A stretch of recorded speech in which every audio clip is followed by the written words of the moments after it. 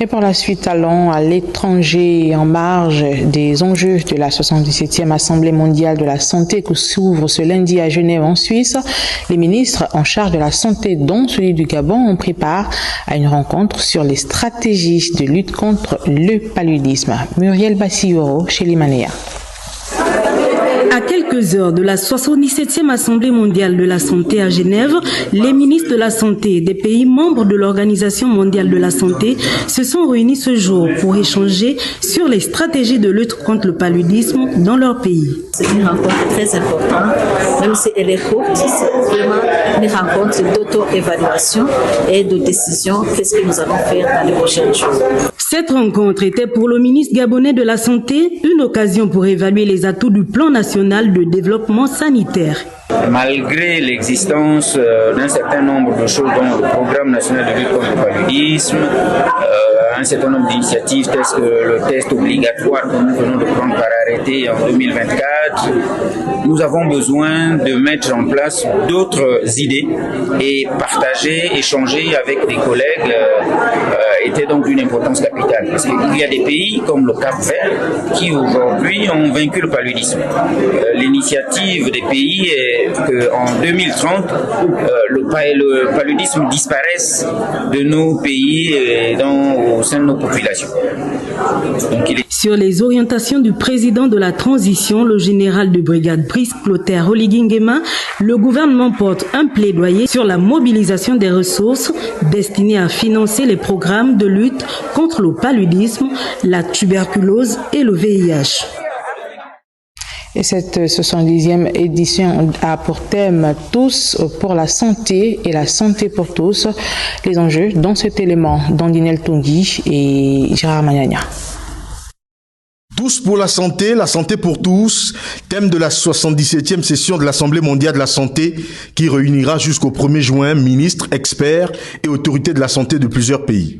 Pour le ministre gabonais de la Santé qui y prendra part, les discussions vont se concentrer sur la nouvelle stratégie pour la santé mondiale 2025-2028 et qui aborde l'impact sur la santé des méga-tendances telles que le changement climatique, la préparation aux pandémies ou encore le développement de l'industrie du médicament devenu une urgence pour l'Afrique. Si nous ne produisons pas, nous ne pouvons pas mieux soigner nos populations.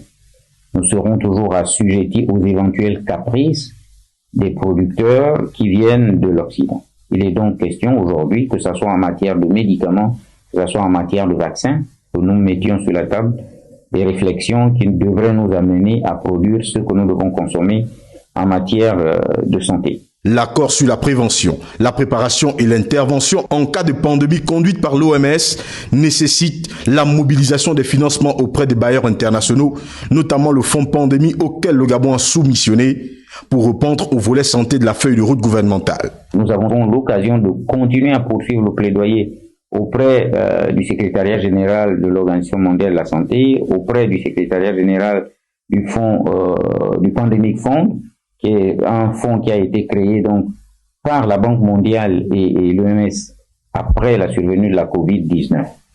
Donc, ce sont des programmes importants car ça permettra d'avoir des ressources additionnelles dans notre pays pour nous permettre de lutter contre d'éventuelles épidémies. Des décisions sont également attendues sur une série de priorités sanitaires, notamment l'accès aux outils de transformation, la résistance aux antimicrobiens, les maladies transmissibles, les maladies non transmissibles, la santé mentale et la santé des femmes.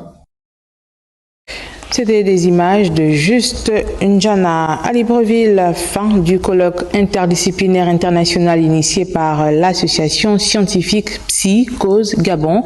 Les experts nationaux et internationaux ont 3 jours durant réfléchi et formulé des recommandations sur les problématiques de la santé mentale, entre autres, afin d'améliorer la prise en charge des malades et promouvoir la santé et le bien-être pour tous. Verena Misenge et Syria Karis.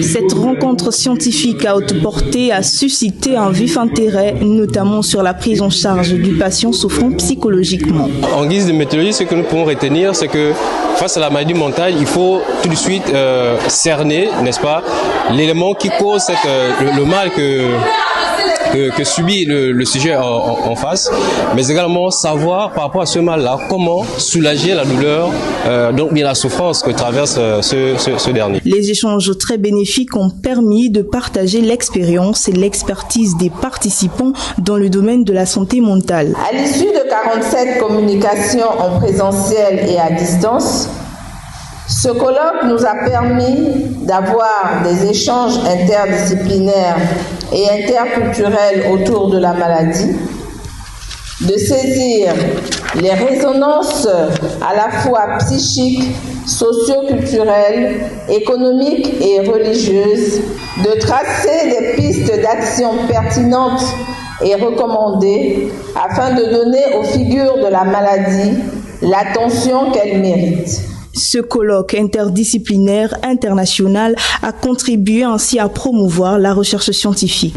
Au nom de Monsieur le Recteur, féliciter les collègues du département de psychologie qui, à travers cette initiative d'organiser donc ce colloque, témoignent de leur dynamisme et surtout contribuent, comme l'ont fait d'autres collègues avant eux, témoignent donc de l'enseignement, de la culture, de la recherche.